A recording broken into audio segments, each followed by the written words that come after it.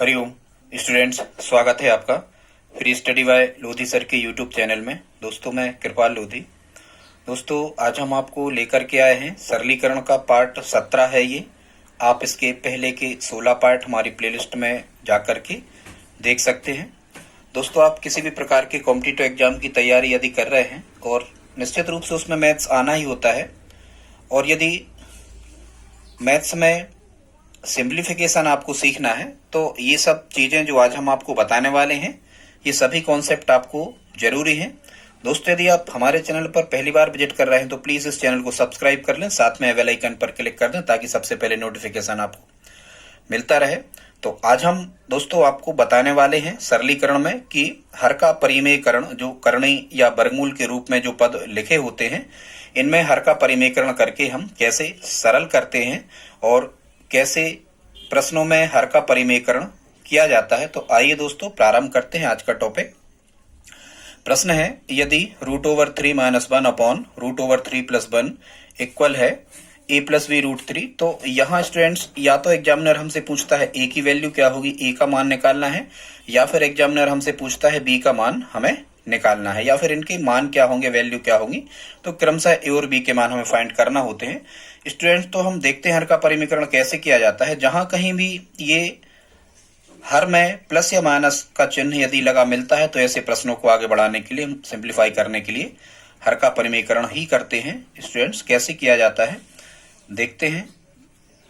सबसे पहले तो ये सोचना हमें कि हर का परिमेयकरण कहाँ करते हैं, जहां नीचे धन या ऋण चिन्ह हो। तो पहला पद हम ज्यों का त्यों लिखते हैं स्टूडेंट्स, करणी 3 ऋण 1 बटे करणी 3 धन 1, ये ज्यों का त्यों। फिर हम यहाँ लगाते हैं गुणा, और ये नीचे का जो सिंबल है इसको पलट करके हम ऊपर नीचे गुणा कर देते हैं। मतलब ये बड़ा लग गया, करणी 3 ऋण 1 और बटे करणी 3 ऋण 1 का हम ऊपर नीचे क्या कर देंगे, गुणा। मान के चलो इससे ये कट गया, एक का गुणा किया और गुणा का तत्समक अवयव एक ही होता है, मतलब कोई अंतर इस पे पड़ने वाला नहीं है। अब स्टूडेंट्स हम क्या करते हैं, ऊपर ऊपर गुणा करते हैं और नीचे नीचे गुणा करते हैं। तो जब हम करणी 3 का पहले करणी 3 में गुणा करेंगे तो करणी 3 का करणी 3 में 3 होता है। फिर इसी करणी 3 का हम ऋण 1 में गुणा करेंगे। स्टूडेंट्स, हमेशा ध्यान रखना हर का परिमेयकरण करने में नीचे का जो चिन्ह रहता है ये पलट के ऊपर नीचे गुणा किया जाता है। करणी 3 का करणी 3 में गुणा 3, करणी 3 का ऋण 1 में गुणा, तो हम यहाँ लिखेंगे ऋण करणी 3। अब करणी 3 का हो गया, अब 1 का करणी 3 में गुणा ऋण 1 का करणी 3 में, तो यहाँ हम लिखेंगे ऋण करणी 3। और स्टूडेंट्स, यहाँ ऋण 1 का ऋण 1 में गुणा करेंगे तो ऋण 1 का ऋण 1 में समान चिन्ह गुणा धन 1 आ जाएगा यहाँ। और नीचे या तो आप इसी प्रकार से गुणा कर लिया करें या फिर सूत्र लगा दिया करें a धन b और a ऋण b a² - b² वाला, या चलो हम गुणा ही कर देते हैं। तो करणी 3 का करणी 3 में करेंगे पहले तो 3, फिर करणी 3 का ऋण 1 में करेंगे तो ऋण करणी 3, करणी 3 का हो गया। अब धन 1 का धन करणी 3 में करेंगे तो धन करणी 3, और धन 1 का ऋण 1 में तो गुणा करेंगे तो ऋण 1। ठीक है स्टूडेंट्स, और बराबर में ये जो चल रहा था ऊपर a + b √3, ये ज्यों का त्यों चलेगा, a + b √3 ये ज्यों का त्यों चलेगा। स्टूडेंट्स, जब हम इसे सिंप्लीफाई कर रहे होंगे तो धन के 3 और धन के 1, स्टूडेंट्स ये धन के 4 हो गए, और यहाँ कुछ नहीं तो 1 है, यहाँ भी 1 है, तो ऋण के 1 करणी 3 और ऋण के 1 करणी 3 समान चिन्ह जुड़ते हैं, तो ये ऋण के 2 करणी 3 हो गए। समान चिन्ह जुड़ते हैं पर उसी के रहते हैं जिसके जोड़े गए हों, तो ये ऋण के 2 करणी 3 हो गए। और बटे में यहाँ स्टूडेंट्स ये ऋण के करणी 3 और धन के करणी 3 असमान चिन्ह घटते हैं, मतलब कटते हैं, तो ये यहाँ पर कैंसिल आउट हो गए। अब यहाँ केवल कितना बचा, 3 ऋण 1, और 3 ऋण 1 का मान क्या होगा, यहाँ 3 में से जब हम 1 घटा रहे हैं स्टूडेंट तो यहाँ 2 आ रहा होगा, और बराबर ये ज्यों का त्यों a धन b करणी 3 चल रहा। अब स्टूडेंट्स एक चीज और आप ध्यान रखना, या तो यहाँ से 2 कॉमन ले लो, ठीक है, ऐसा भी स्टेप इसको हम हल कर सकते हैं, या इसका मतलब ये होता है यदि पूरी बटे की लाइन खिंची है और बीच में धन या ऋण चिन्ह स्टूडेंट्स, तो इसका मतलब ये होता है कि इस 4 के बटे 2 अलग हैं और ऋण लगा के 2 वर्गमूल 3 के बटे 2 अलग हैं। और जब हम इसे, और ये ज्यों का त्यों चलेगा a धन b वर्गमूल 3, जब हम इसे कैंसिल आउट कर रहे होंगे तो ये 2 बार कट जाएंगे और 2 से 2 कट जाएंगे स्टूडेंट, तो यहाँ मिलेगा 2 ऋण करणी 3 और बराबर a धन b करणी 3। ये स्टूडेंट चल ही रहा है। अब हम यहाँ क्या करते हैं, दोनों पक्षों की तुलना करते हैं। हम समझा रहे हैं इसलिए आपको इतना टाइम लग रहा है, बाकी ये सब 1 मिनट के अंदर हल होने वाले प्रश्न है। दोनों ओर का कंपैरिजन करेंगे स्टूडेंट। जब हम यहाँ दोनों ओर की तुलना कर रहे होंगे तो ये तुलना करने में कुछ नहीं होता है। यहाँ देखो, जहाँ a लिखा है यहाँ कितना लिखा है, 2 लिखा है, इसका मतलब ए की वैल्यू हमें 2 फाइंड हो गई। और ये धन ऋण का जब हम कंपेयर करते हैं या गुणा करते हैं स्टूडेंट्स, तो ये ऋण ही रहता है। यहाँ कुछ नहीं है, जिसका कुछ नहीं है, यहाँ 1 का गुणा हम ऐसा मान सकते हैं। तो करणी 3 से मान के चलो, करणी 3 कैंसिल आउट हो गए, तो और बी की जगह कितना लिखा है, ऋण 1 लिखा है, तो बी का मान कितना आ जाएगा हमारे पास, ऋण 1, और ए का मान कितना आ जाएगा, 2। यही हमारे आंसर होंगे। इनमें स्टूडेंट्स ए और बी के ही मान हमें निकालना होते हैं। तो ये एक क्वेश्चन था। अब हम दूसरा क्वेश्चन भी इसी प्रकार का एक और लेके आए हैं, हम इसको देखते हैं जल्दी जल्दी में। तो यहाँ भी ए और बी की वैल्यू ही हमें फाइंड करना है, तो हम हर का परिमेकरण यहाँ भी करेंगे। तो पहला पद ज्यों का त्यों लिखते हैं, वर्गमूल 5 धन वर्गमूल 3 बटे वर्गमूल 5 ऋण वर्गमूल 3। ये जो नीचे ऋण लगा है इसको पलटते हैं, गुणा करके इस चिन्ह को पलट के ऊपर नीचे गुणा करते हैं, माने नीचे की संख्या का ही गुणा करते हैं। वर्गमूल 5 धन वर्गमूल 3 बटे वर्गमूल 5 धन वर्गमूल 3 का ऊपर नीचे गुणा करेंगे, और बराबर ए धन बी वर्गमूल 15। ये ज्यों का त्यों चल रहा होगा। स्टूडेंट जब हम इसे आगे बढ़ा रहे होंगे तो वैसे ही हमने बताया था गुणा कैसे करना है। इस करणी 5 का पहले करणी 5 में तो 5 आ जाता है शुद्ध, ऐसा ठीक है, ध्यान देना। ये करणी 5 का करणी 5 में जब हम गुणा कर रहे होंगे स्टूडेंट तो आ रहा होगा करणी 25, और 25 का वर्गमूल 5, ऐसे हम 5 लिख देते हैं। फिर इसी करणी 5 का जब हम करणी 3 में कर रहे होंगे तो धन के आ रहे होंगे करणी 15, वर्गमूल 5 का हो गया। अब करणी वर्गमूल 3 का वर्गमूल 5 में गुणा करेंगे तो धन के वर्गमूल 15 आ रहे होंगे, और जब हम वर्गमूल 3 का धन वर्गमूल 3 में गुणा करेंगे तो धन के 3 आ रहे होंगे। यहाँ स्टूडेंट्स आप चाहो तो सूत्र लगा दिया करें, ए ऋण बी और ए धन बी एक फार्मूला होता है, आपने देखा होगा, हम लिख के आपको बता रहे। एक फार्मूला होता है, यदि कभी इस फॉर्मेट में लिखे हैं ए ऋण बी और एक कोष्टक में लिखा है ए धन बी, स्टूडेंट्स ये होता है ए स्क्वायर माइनस बी स्क्वायर। इस फॉर्मेट में हम इसको लिख सकते हैं। तो यहाँ हम इसी फॉर्मेट में लिखा है ए ऋण बी और ए धन बी, तो इसको हम लिख सकते हैं ए का वर्ग ऋण बी का वर्ग। तो यहाँ ए है वर्गमूल 5 और बी है, और ये बराबर में ए धन बी वर्गमूल 15, ये ज्यों का त्यों चलेगा ही। स्टूडेंट जब हम इसे सिंप्लीफाई कर रहे हो तो अंकों में अंक ही जुड़ते हैं, करणियों में करणी। धन के 5 और धन के 3, ये धन के 8 हो गए, धन आने वाला है। यहाँ कुछ नहीं है तो 1 है, धन के 1 वर्गमूल 15 और धन के 1 वर्गमूल 15, तो ये कितने होगा, धन के 2 वर्गमूल 15 हो गए। बटे में वर्गमूल 5 गुणा वर्गमूल 5 करेंगे तो ये 5 आएगा ऋण, वर्गमूल 3 गुणा वर्गमूल 3 2 बार करेंगे तो 3 आएगा, और बराबर में ये चल ही रहा है ए धन बी वर्गमूल 15। तो ये मिलेगा 8 धन 2 वर्गमूल 15 बटे 5 में से 3 घटे, कितने बचे, 2। एक स्टूडेंट्स एक स्टेप और होता है, हमने पहले प्रश्न में नहीं किया था। यहाँ देखो सबसे छोटी संख्या जो यहाँ भी और यहाँ भी, वो कॉमन निकाल लेते हैं। 2 का भाग 8 में भी लग रहा है और 2 का भाग 2 में, तो 2 कॉमन यदि हम ले रहे हैं यहाँ, तो यहाँ मिलेगा 4, क्योंकि 2 का 4 में गुणा 8 आ जाएगा। धन यहाँ केवल आ रहा होगा वर्गमूल 15, और बटे में आ रहा होगा 2, बराबर ये ज्यों का त्यों चलेगा।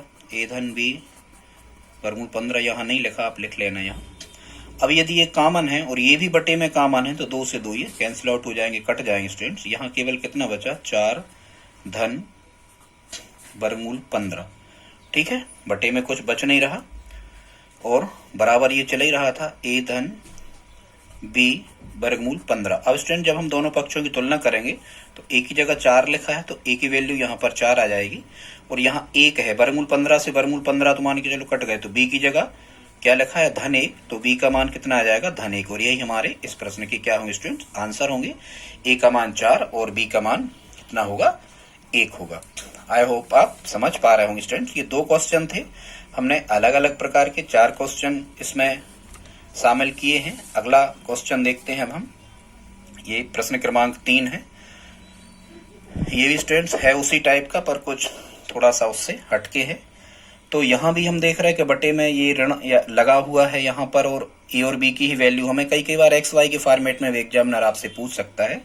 तो इस यहाँ भी हम हर का परिमेयकरण करेंगे। हर का परिमेयकरण कैसे करते हैं, पहला पद पूरा जो करते हूँ, वर्गमूल 2 धन वर्गमूल 3 बटे 3 वर्गमूल 2 ऋण 2 वर्गमूल 3, और गुणा करेंगे नीचे का चिन्ह पलट के, 3 वर्गमूल 2 धन, ये ऋण था तो धन 2 वर्गमूल 3 बटे 3 वर्गमूल 2 धन 2 वर्गमूल 3, बराबर ये ज्यों को त्यों चलेगा ए ऋण बी वर्गमूल 6। चलो लिख दे रहा है ए ऋण बी वर्गमूल 6, ये ज्यों का त्यों चलेगा। स्टूडेंट जब हम इसे सिंप्लीफाई कर रहे होंगे तो गुणा ही करते हैं, ऊपर ऊपर गुणा, क्योंकि गुणा लगा है, कट रहे नहीं है, तो ऊपर ऊपर गुणा और नीचे नीचे गुणा। तो वर्गमूल 2 का जब हम यहाँ 3 वर्गमूल 2 में गुणा कर रहे होंगे तो ये आ रहा होगा कितना 3, और वर्गमूल 2 का वर्गमूल 2 में कितना होगा 2, और 2 का इस 3 में होगा तो डायरेक्ट हम कितना लिख सकते हैं, इसको लिख सकते हैं हम 6। ठीक है, फिर वर्गमूल 2 का जब हम इस 2 वर्गमूल 3 में कर रहे होंगे, ऋण तो है ही नहीं कहीं, तो आना ही नहीं है ऊपर। वर्गमूल 2 का जब हम 2 वर्गमूल 3 में कर रहे होंगे तो ये 2 का इसके गुणांक 1 में होगा तो 2 एकम 2, वर्गमूल 2 का वर्गमूल 3 में होगा तो वर्गमूल 6, धन वर्गमूल 3 का 3 वर्गमूल 2 में कर रहे होंगे तो 3 तो यहाँ रहेगा ही, 3 एकम 3, और वर्गमूल 3 का वर्गमूल 2 में होगा तो वर्गमूल 6। अब यहाँ हम वर्गमूल 3 का 2 वर्गमूल 3 में कर रहे होंगे तो वर्गमूल 3 का वर्गमूल 3 में 3 और 3 का 2 में तो धन 6। आई होप आप समझ रहे होंगे गुणा, पहले इसका इसमें होता है, फिर इसी का इसमें होता है, फिर इसका इसमें होता है और इसी का इसमें होता है। नीचे वही सूत्र लगा रहे हम, ए ऋण बी ए धन बी, तो ये मिलेगा ए का वर्ग, ये है ऋण बी का वर्ग, बी है 2 वर्गमूल 3, वो बराबर में ये चल रहा होगा। अब हम सिंप्लीफाई करेंगे तो धन के 6 और धन के 6, ये धन के 12 हो जाएंगे, 2 वर्गमूल 6 और 3 वर्गमूल 6 ये जुड़ जाते स्टूडेंट, मान के चलो 2 पेन और 3 पेन, तो ये 5 पेन हो गए, तो 2 और 3 ये हो जाएगा कितना 5 वर्गमूल 6 यहाँ पर आ जाएगा, 2 और 3 5 वर्गमूल 6 बटे, यहाँ जब हम इसका स्क्वायर कर रहे होंगे स्टूडेंट, 3 वर्गमूल 2 गुणा 3 वर्गमूल 2 2 बार, 3 वर्गमूल 2 गुणा 3 वर्गमूल 2 2 बार कर रहा हूँ तो 3 त्रिका 9, वर्गमूल 2 का वर्गमूल 2 में 2 और 9 दूनी 18 यहाँ आ रहा होगा ऋण। और यहाँ जब कर रहे होंगे 2 वर्गमूल 3 का वर्ग, तो 2 वर्गमूल 3 गुणा 2 वर्गमूल 3 2 बार कर रहा हूँ तो 2 दूनी 4, वर्गमूल 3 का वर्गमूल 3 में 3, 4 3 कितना आ रहा होगा 12। तो स्टूडेंट्स यहाँ मिल रहा होगा हमें 12 धन 5 वर्गमूल 6 बटे 18 में से 12 गए कितना आ रहा होगा 6, और बराबर में ए ऋण बी वर्गमूल 6 जो कहते हो। फिर यहाँ हम देखो कॉमन तो यहाँ 12 में से तो आ रहा कॉमन, लेकिन 5 6 से कट नहीं रहे, तो यहाँ यदि स्टूडेंट धन लगा होता है तो इसका मतलब क्या होता है कि 12 बटे 6 अलग हैं और धन लगा के 5 वर्गमूल 6 बटे 6 अलग हैं, वो बराबर ए ऋण बी वर्गमूल 6। स्टूडेंट जब हम कैंसिल आउट करेंगे तो 6 से ये 2 बार कट जाएंगे तो यहाँ मिलेगा 2 धन 5 बटे 6 वर्गमूल 6 बराबर ए ऋण बी वर्गमूल 6। स्टूडेंट जब हम यहाँ दोनों पक्षों की तुलना कर रहे होंगे तो ए की जगह पर कितना लिखा है 2, तो ए की वैल्यू कितनी आ जाएगी 2, ए का आंसर हो गया, ए का मान हमें 2 मिल रहा होगा स्टूडेंट्स।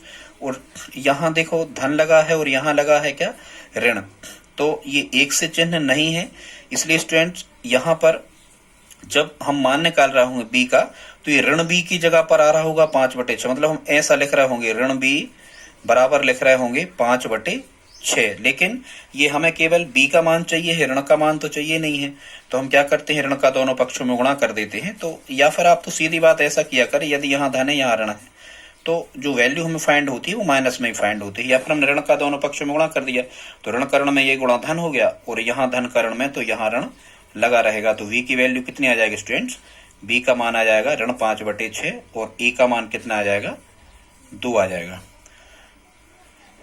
ठीक है स्टूडेंट्स, आई होप आप समझ रहे होंगे। एक क्वेश्चन है जो हमने आपको करने के लिए दिया है, नहीं दिया है ये तो वही का वही हमने यहाँ पर लिख दिया। ठीक है स्टूडेंट्स, अब आज का वीडियो हम समाप्त करते हैं। यदि आज का वीडियो अच्छा लगा हो तो आप प्लीज इसे लाइक तो कर ही दें दोस्तों, और यदि आप हमारी हेल्प करना चाहते हैं आप हेल्प करें दोस्तों, हम इतनी मदद आपकी कर रहे हैं, वीडियोस उपलब्ध करवा रहे हैं। ये पार्ट 17 है, लगभग 30 पार्ट हम आपको सरलीकरण के लाने वाले हैं। यदि अच्छा लगा हो वीडियो तो लाइक करें दोस्तों, और यदि आप हमारी हेल्प करना चाहते हैं तो प्लीज इस वीडियो को अपने दोस्तों के साथ में स्टडी ग्रुप में शेयर करें।